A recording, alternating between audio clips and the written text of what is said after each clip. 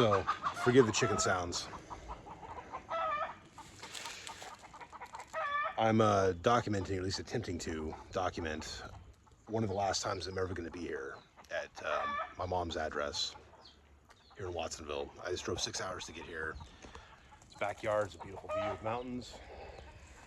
There's a total disaster of garbage and crap that I would not have allowed if I had remained here. Here's what remains of my raised beds. They're all overgrown. I remember burning all that stuff down, tearing all this stuff apart. It was so much nicer. But I've lived here in 2.5 years, so things happen or don't happen. It's our beautiful walnut tree. There's the front yard over there. And here it is, about, what, 7:30 in the evening? Here in July 2024. Here's the shed, which I had to do a lot of work on. I had to basically put a stem wall all around it because it was falling apart. A lot of stuff had to be done. But the reason I'm doing this video is not to really bemoan all that, but to document a memory I had.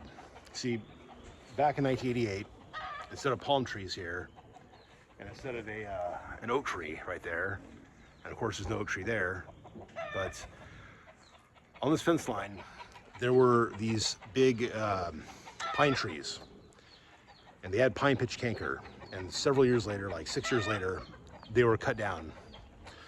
But 1988, I remember they were here. This building was not here. These raised beds weren't here. The oak trees weren't here. In fact, this elm, this overgrown elm wasn't here. It was bamboo and some other stuff. There was a weeping willow over here. It was beautiful. That fell down back in, what, 2000, man, I think like 2007 or something like that, 2008. But I remember back in 1988, around this time, not many days from now, it'll be the anniversary of that day. I was out here. I don't think the chicken coops were built yet, because we had chicken coops, at least in the following years we did. But they were right about here. But I remember my friends from the front yard, they were sent away by my mom. And they were back here, and I was standing over here somewhere.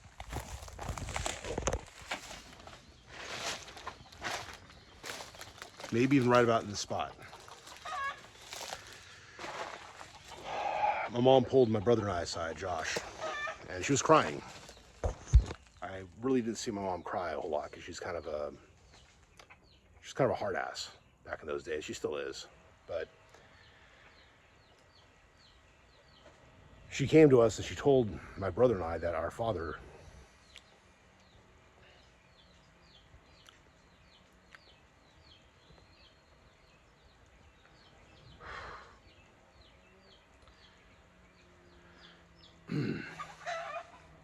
he just died.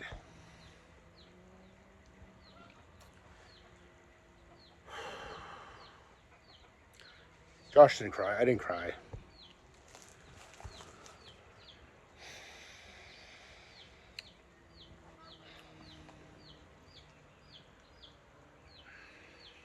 At the funeral he cried. At the funeral I didn't cry.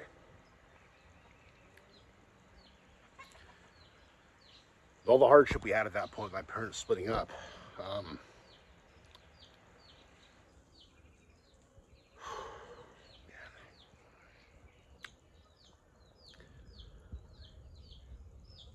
with all the turmoil that happened in the family at that time, I thought to myself, well, maybe things will get better now. They didn't. Not right away.